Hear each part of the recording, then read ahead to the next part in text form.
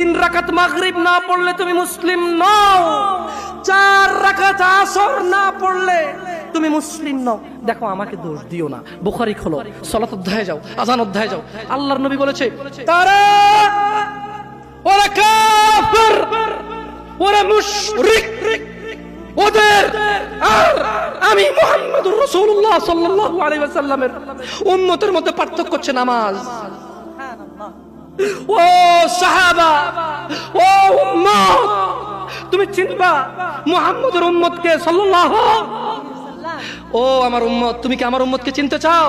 শোনো, তারা যারা আমার উম্মত না, আর এরা যারা আমার উম্মত। ওটা আমার উম্মত যারা নামাজ পড়ে না, আমার উম্মত।